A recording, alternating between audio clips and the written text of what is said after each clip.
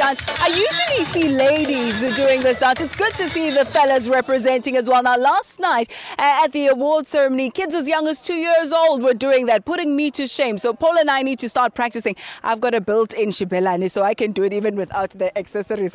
Too much information. Okay, but let's talk a bit more about travel and tourism and what you can expect when you come here to Limpopo, other than that superb dancing that you've just saw a moment ago. It's a workout of note, I tell you, and very, very excellent and exquisitely done as well. Let's speak to some people who are involved down the tourism sector. We have a tour guide and we also have a tour operator. Gijs Oosthuizen is Bush Whisper Expeditions representative for this morning. Gijs, a very good morning to you. And Cedric Sitlako, you're a tour guide. Good morning to you too as well. Morning, ma'am. How are you? Good, thank you. Very good, thank you. Now, we'll speak to you in just a moment because I want to talk about that partnership that we have in Mozambique. You went on that bush to beach expedition. I believe it was a 5-day exhibition. What can you tell us about or what you gleaned from that experience? Morning, yes. We were privileged enough, Bush Whisper, to be invited by Limpopo Tourism to join the 5-day bush to beach expedition. We started in Polokwane. And we moved over the Lagalametsi, down to Letaba Ranch, and then through the Kruger and through Mozambique, Gaza Province, down to Shai, right on the coast. Now, what do people like to see the most? Not only in terms of which animals do they like to see, but what kind of requests do you get more often than not?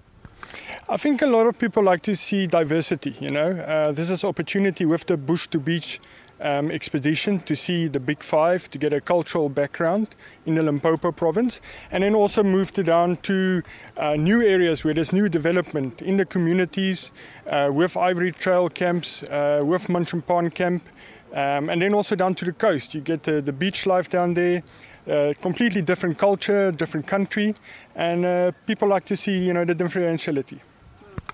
Cedric, speak to us a bit more about what you do, what sort of tours you do. Is it for the fauna and flora? Is it township tours? Talk to us a bit about your establishment. Well, I'm a cultural heritage guide based in Kruger National Park, basically representing South African national parks.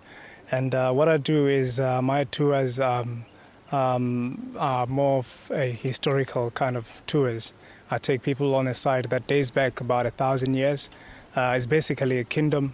And actually the first kingdom in Southern Africa, so, which is one thing that makes it the most important thing, especially to us as Africans.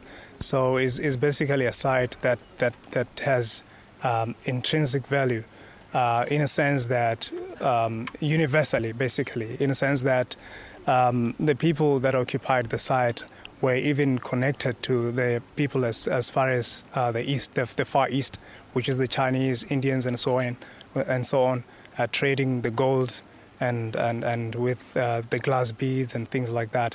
So basically, you can imagine 1,000 years ago, people were able to craft gold. I'm talking about our African people. So that is the living evidence that we have of African people being that sophisticated. So Mapungubwe brings out that kind of evidence.